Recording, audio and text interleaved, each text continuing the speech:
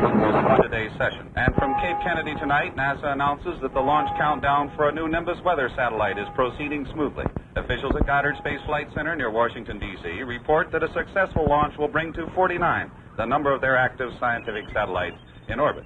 And now on the sports scene, we find that the Boston Bullets... The night air is filled with voices, data, the voices of men, the voices of instruments, telling of positions, telling of discoveries. That's the business of NASA's 3 basic tracking networks, and the work of all their stations around the world passes through this building near Washington. In the control center of the Earth's satellite tracking network, the controller is counting down stations for tonight's Nimbus launch. T-minus 120 minutes. Condition green. All stations submit readiness reports. The mission of each network is to determine the position, speed, and direction of its spacecraft, to command all of the spacecraft's maneuvers and functions, and to tell it when to send back the information it has gathered. A few rooms away, computer teams are verifying the performance of another network for another mission. Apollo, manned flight to the moon. At midnight, they will switch over their computers to support the Nimbus launch. Further on, you reach the Voice and Data Switching Center for the world of tracking. NASCOM, NASA Communications. As the late shift begins to arrive, a controller for the Deep Space Tracking Network calls into voice control from the west. Okay, Jim, take California, I'll take San Diego. Roger. Voice control, go ahead, Pasadena. Can we have the full Deep Space Network on conference, please? Roger, JPL, stand by one. London, got it, boys. London, you're calling? Roger, London, Madrid, please, DP1. All right. Voice control. This is Madrid. Roger, Madrid, setting up at JPL. All right. Voice control. When you sit here, your fingers reach in 220 directions. You can create one vast worldwide conference or up to 40 separate conferences without any noticeable loss of quality. The equipment is deceptively simple in appearance, but no iceberg ever showed less of itself on the surface. Roger, JPL. I have your circuit set up for Johannesburg and Madrid this time. You can go ahead with your conference. Oh, you're early. Yeah. Hey, looks like Christmas tonight. Well, you couldn't be early enough for me. She's all yours.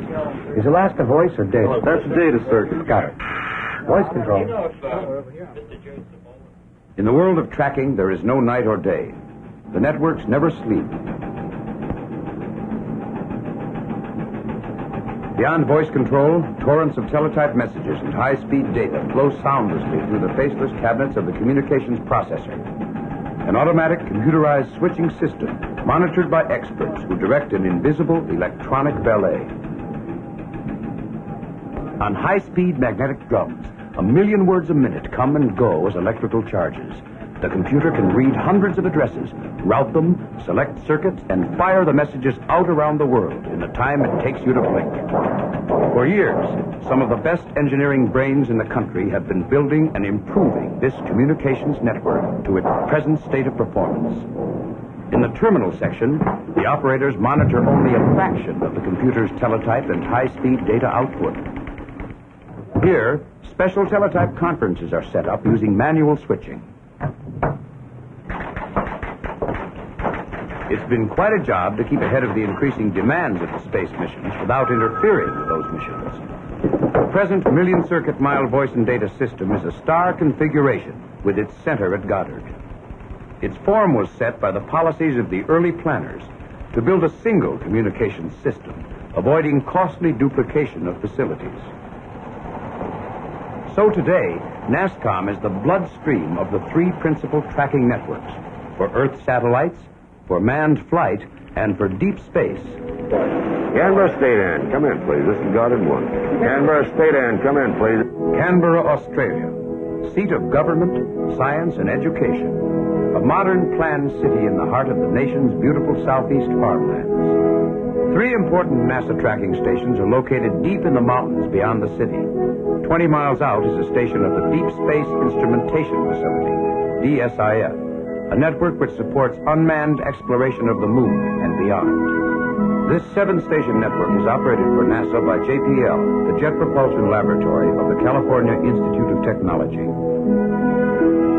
Further on, after a lively obstacle course followed by a perilous climb around the new road construction, you reach the Apollo station. This is one of the very large antennas which will support Apollo manned flight at lunar distance. The entire Apollo network consists of 16 stations, 5 ships, and 8 tracking planes. Past Apollo, you enter a land of parrots, wombats, kangaroos, and streams jumping with native trout. Finally, you reach the STADAN site. STADAN is short for Space Tracking and Data Acquisition Network. This 14-station network is responsible for all unmanned satellites this side of the moon.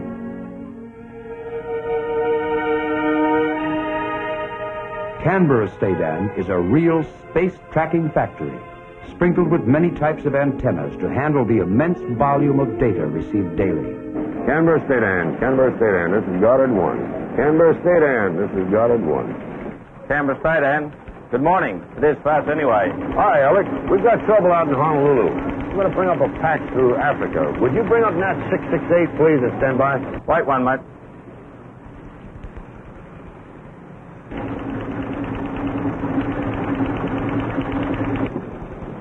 Yes, sir, Sport.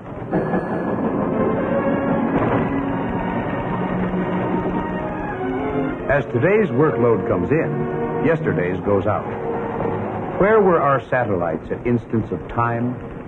They were here, and here, and here. The data speeds to Goddard by teletype. And what did Oso, Geos, Alouette, Ogo, Explorer, and Pegasus see?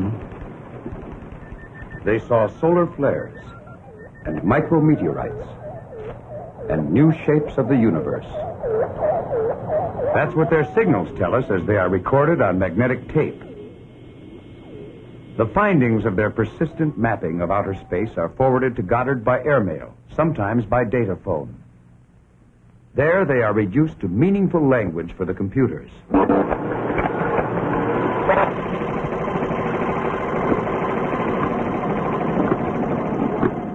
The product of all this effort appears as books like these, books of experimental results.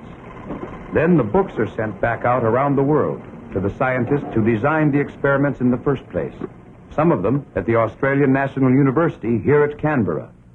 The results inspire new ideas and new experiments. But meanwhile, a tracking station can only see this highly sophisticated research cycle as a rather tough day's work. Some of the assignments may call for taking data from the satellite by a radio process, which we call telemetry. Other assignments may call for measuring the satellite's precise location and speed by the process which we call tracking. Still other assignments may call for ordering the satellite to do something, which we call command. To top off this heavy schedule, Canberra is a prime first orbit station for today's Nimbus launch, which we call quite enough work for one day. Tracking, telemetry, command. The 3 tools basic to all ground station operations. Now, as the tracking supervisor heads back with his assignments, he passes through a field of stationary slot antennas for tracking. They read straight upwards in a fan-shaped pattern through which the satellite flies. A series of precise angles to the satellite's beacon is obtained as it flies through the fan. When you have enough angles, you can compute an orbit. Time is kept to extreme accuracies. In fact, all tracking stations are synchronized to this time signal from Denver. The tracking results appear on punched tape, ready for transmission by teletype. For weak or very distant signals, you can track with telemetry antennas which read over the entire sky and give you a fairly good orbit from just one pass. But the primary purpose of a large dish antenna like this is telemetry, the acquisition of data.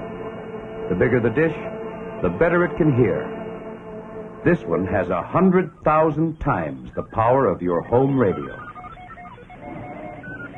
STADAN stations are sprinkled with antennas of all sizes to permit recording many satellites at once. The problem is to neatly balance your tools against the day's traffic. 3, 4. Nimbus Nimbus is off, and now headed over the South Pole towards Canberra, where they send the first day's command to turn the Nimbus transmitter on. Then.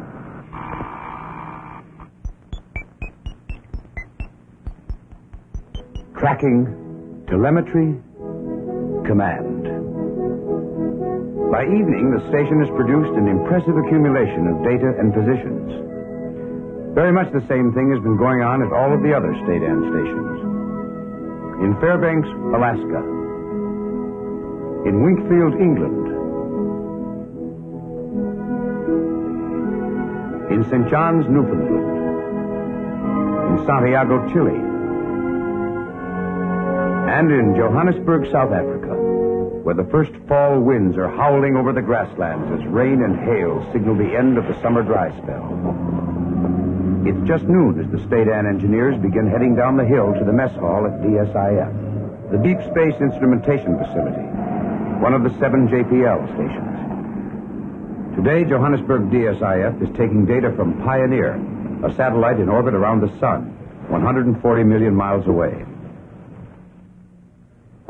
Whereas their STADAN neighbors gather data by the bushel, Deep Space uses every trick of electronics to nurse home each tiny fragment of information. Spacecraft such as Lunar Orbiter, Surveyor, or Mariner send us both data and photographs. At great distances, such as during the Mars flyby, the reception of a single photograph takes many hours, even though the method is not too different from the one by which your TV set gives you 30 pictures every second.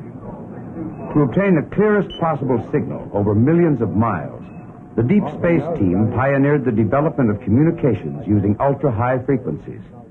Their breakthroughs in this uncharted field greatly advanced the state of the art and laid the foundations for other communication systems, primarily Apollo manned flight to the moon. A single antenna serves for both tracking and telemetry. In tracking, a tone is sent out which is converted in the spacecraft to another tone and sent back. Then the two tones are electronically compared. Like the sound of a train whistle going by, we get a Doppler shift caused by the spacecraft's movement towards or away from us. With such measurements, we can determine the spacecraft's distance to within a few miles and its velocity to within a few feet per second, even at these extraordinary speeds and distances. Now, as the Earth turns, Johannesburg is losing Pioneer, and arrangements are made to switch the responsibility to their sister station in California. It's Goddard, right? Track 5-1 over. Good, don't go Track fast. Station 5-1, be advised that we turned off our transmitter at 171502, and we are now in Dr. Charlie 3, over. Roger, Track, that is affirmative. Roger, 5-1 up.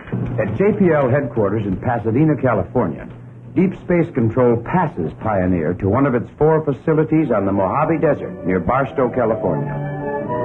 Mojave typifies NASA policy of co-location and cross-support. There's a major Apollo site for tracking at lunar distance, and just over the hill from that, a station of the STADAN network. Then you come upon the incredible Mars station of the Deep Space Network, one of the largest space probe antennas in the world, a paraboloidal dish 210 feet in diameter, a 2,500-ton football field floating on a gigantic circular bearing of oil. Now, as the Mars site quietly records signals bounced off Venus by one of the other dishes, Deep Space Network history is being made, far to the east.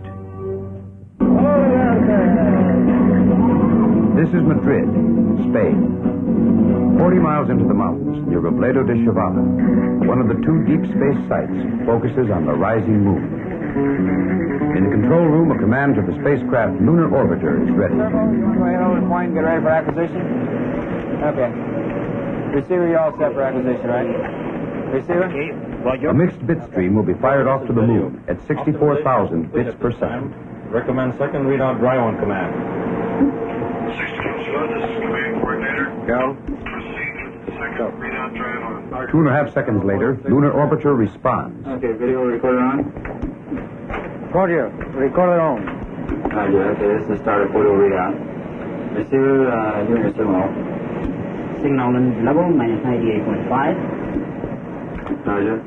Signal level minus 98.5. In a total of less than 6 seconds, a new and startling photograph begins to come in. Verified and executed. At first, the technicians have only a suspicion, but the results will soon be on front pages around the world. The film is developed and quality checked on a microscope. Tenemos los cráteres maravillosamente altos.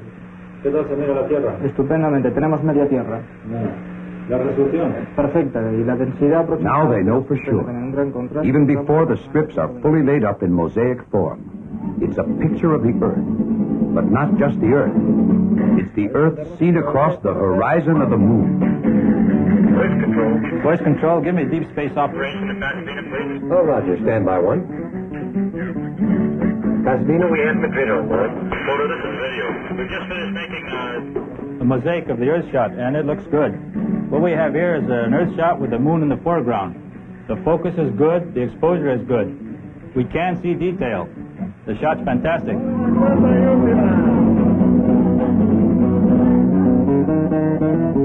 Great work, boys. That's terrific. We're real anxious to see it. Tracking, telemetry, command. As Deep Space Controller, your attention is fixed not only on the needs of your own network, but on the needs of others as well. voice control. Manned Spacecraft Center, please. Network support team. Manned Spacecraft Center, Houston. This is the home of astronaut training and Apollo control.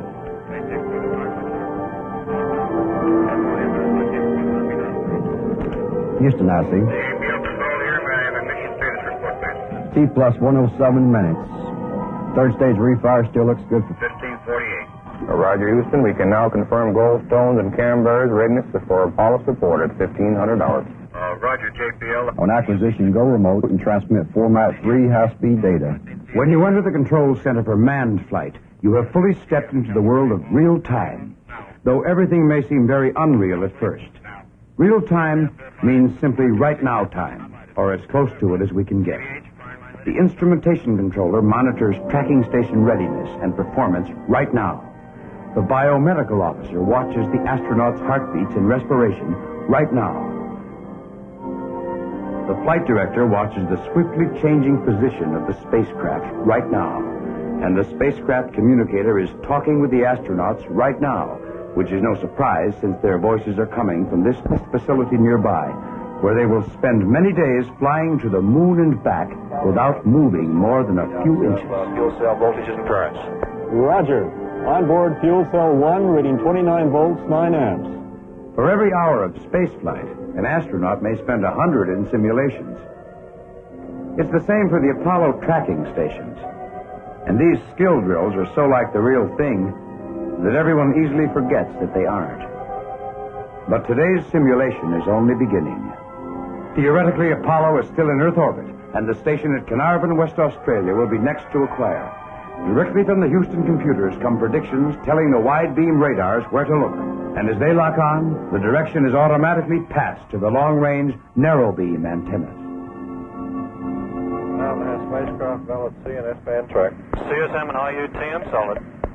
Flight Carnarvon, we have valid radar track and TM solid. Roger. Everything's real but the flight itself, and these dummy flight tapes take care of that.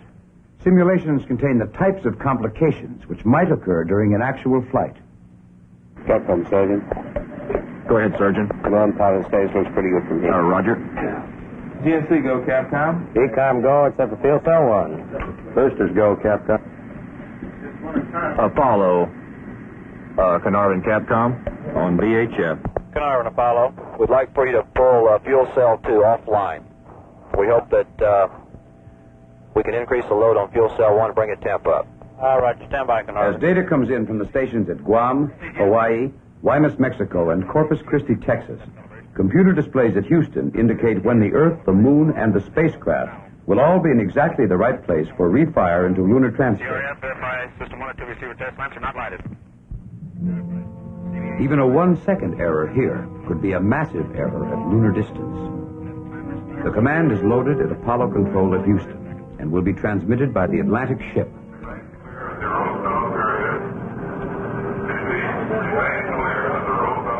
The The tracking equipment on each of these 600-foot Apollo ships is roughly the same as you find on land, plus additional electronics to compute the effects of the ship's movements.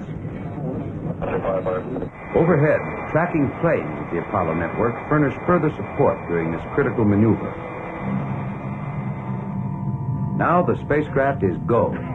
The Atlantic ship's systems are go. And from Houston comes the word. The mission is go for moonflight. At the precise moment the command is fired, and our astronauts observe their speed accelerate to over 25,000 miles per hour. For the bird is off the string, and tremendous forces are at work. Moonflight navigation is a mathematics jungle. It's something like trying to make a billiard shot on a spinning table in a revolving room. Without computers which can add a mile-high column of 7-digit numbers every second, it couldn't be done. As tracking data flows in, the computers display the time to fire the first mid-course correction.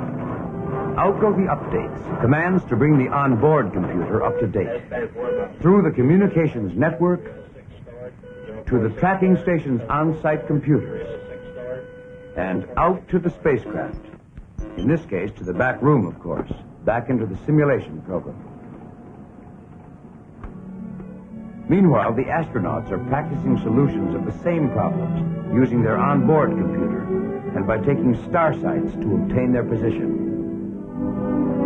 Although they are equipped to find their way alone, their safety is directly proportionate to the capabilities of the Earth-based equipment and manpower backing them up.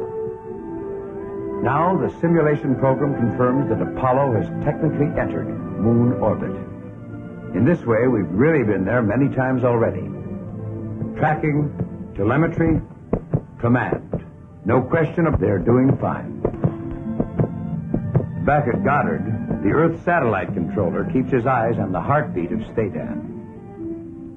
In Quito, Ecuador, measurements of solar flare activity are being received from OSO, the orbiting solar observatory. In Madagascar, these range rate antennas are tracking IMP, the interplanetary monitoring platform.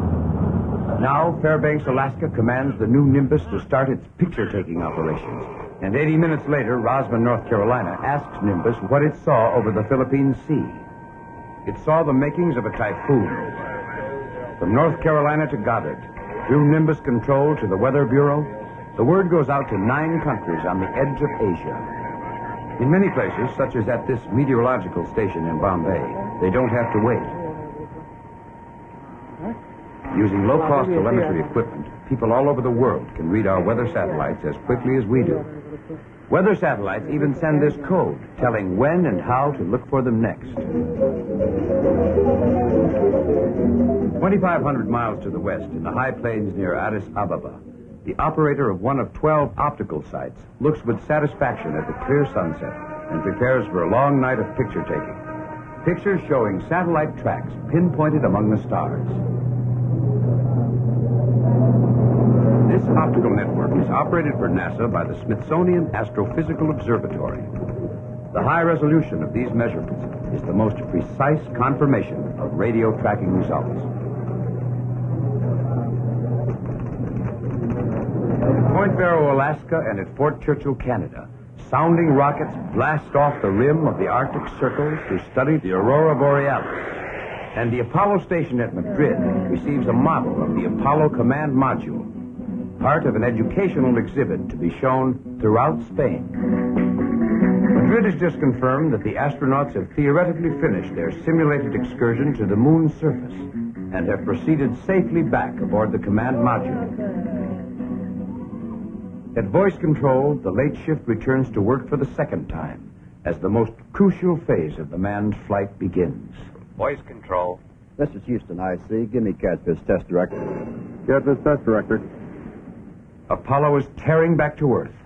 As tracking planes spring to their stations at 37,000 feet, a readiness countdown for all re-entry Apollo sites and ships has begun. These tests are in addition to the continuous computerized testing which we call CADFIS, a system constantly at work, side by side with operational traffic. CADFIS automatically monitors equipment status at the remote sites, judges the quality of their data, and displays the results for Houston and Goddard. Now all stations, ships, and planes are go.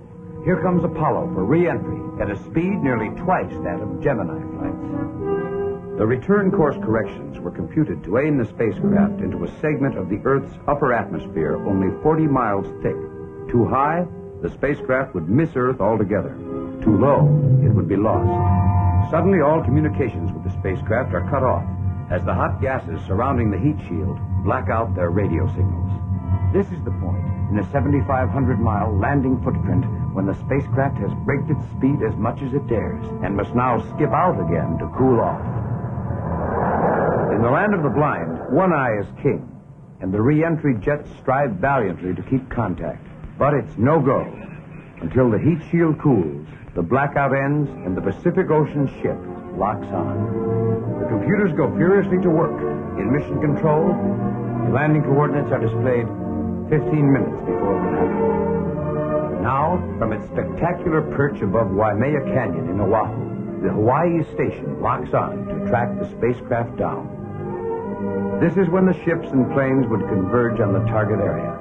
But the game is played out as the astronauts splash down into the theoretical waters of the simulation lab. Around the world, following a lengthy critique, the stations unwind. Get a good rest, boys. The next simulation is soon to follow. Flight control, we're finished with the worldwide network. Thank you very much for your help. Roger, and thank you, Houston. Attention London, Australia, and Honolulu. All centers can now go back on their normal non-mission configuration. Roger, got it. Cape mission test, Goddard voice. Go ahead. Roger, mission test. We're finished with the order wire and breaking As each mission ends, others have already begun. We're terminating Houston conference now. Day by day, these men are helping to build a future in space for generations to follow. We're terminating Houston conference now. Thank you very much. The further you go into space, the more tracking becomes the vital link in bringing you and your findings back.